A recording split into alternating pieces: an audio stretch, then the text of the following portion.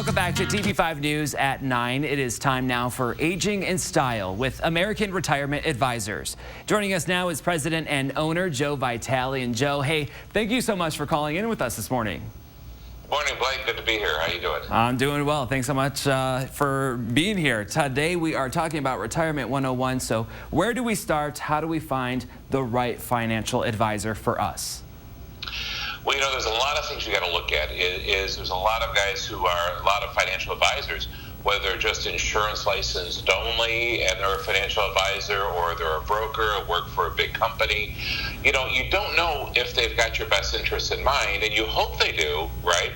But that's where the fiduciary comes in. That's where making sure, as a fiduciary, we have to have your best needs in mind, disclose how your fees are, how you're getting paid, and you don't always know that.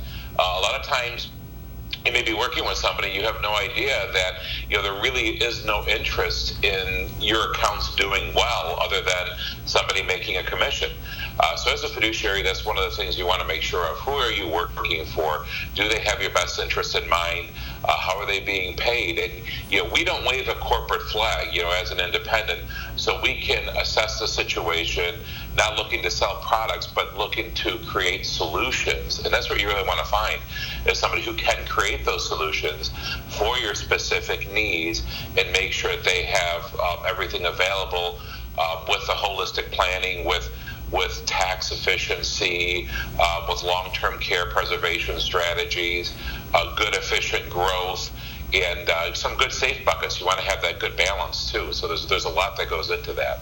Yeah, absolutely. I'm sure, you know, you would actually rather have somebody who is interested and personable with you. So definitely great tips right there. How do you know when you have enough to eventually retire?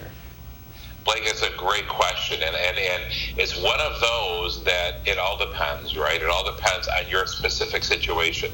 What is your predictable income? Do you have a pension? Do you not have a pension? What is your Social Security going to look like?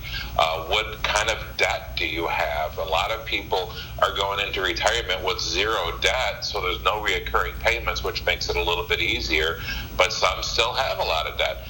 So with that in mind, we like to build a roadmap. We have a compass that we put together that shows our clients, you know, with what they have.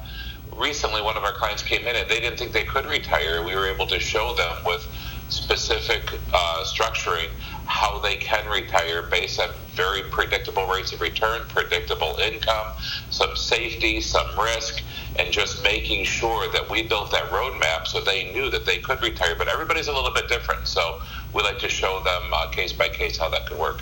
Yeah, absolutely, and I'm sure they appreciate that as well. We want to talk next about allocation and what that necessarily means. Allocation is you have to be properly allocated, right? You don't put all your eggs in one basket. So what does that mean? That means, you know, some people are like, oh, I want everything in the market. I want everything in stocks. I want everything in high growth, and I want to make as much as possible. Hey, that's great when the market's really doing good. But last year was a good kind of just a wake-up call, right? As far as what happened, where you could have everything in growth, but if the market goes down, that could really throw your plans for a loop. So proper allocation is basically making sure you have a safe bucket where you've got predictable income, or you've got safety, that if you ever need to get your hands on a good amount of money at any time, regardless of the market, you can do that. So allocate some with safety, or with, you know, where you can have predictable income or a decent rate of return, but also liquidity. Then you have the allocation where you have it in growth, or you have it in some good, maybe some risk or controlled risk investments that you can make a good rate of return and prepare for the long haul and get some good rates of return. So it's all about making sure, based on risk tolerance, how much is in every little bucket to make sure you maximize it and grow over time. All right. Well, thanks for breaking that down. Now, speaking of last year, we've obviously experienced a lot of market volatility. How can we make sure that we're prepared for that if that ever happens again? Again, last year was something that totally unforeseen, and even crazy as it was last year, we had almost a 40% drop in March, Yet still some of the small caps and the tech stocks, we returned 45% in one of our portfolios, which was just ridiculous, all things being equal. But we saw that when you've got volatility like that, you have to be able to prepare for that. You have to keep your head. You have to make sure that you don't just get emotional, right? And that was the big thing. We called all of our clients when that happened. And that was the thing that we said is, listen, you're okay. How are you feeling right now? And because they were properly allocated when we had the volatility like that and the huge swings over the year, everybody was able to keep their head, make sure that, because we had predictable income, we had safe buckets of money, and we were able to ride it out and end the year in a positive environment, which was great.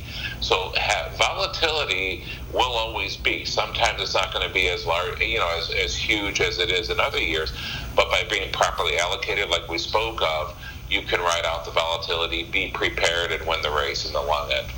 Yeah, absolutely. I'm sure it definitely helps keep that calm, level-headedness that you were talking about. So, lastly, Joe, what does a good tax-efficient retire plan even look like? To be tax efficient, you got to look at a lot of different things. But one of them is we are in the lowest tax environment that we've ever been. That's going to sunset in 5 years. It's going to change, maybe even sooner. We're seeing a lot of stimulus happen right now in the market. We're seeing a lot of taxes or a lot of spending, and that's got to come from somewhere.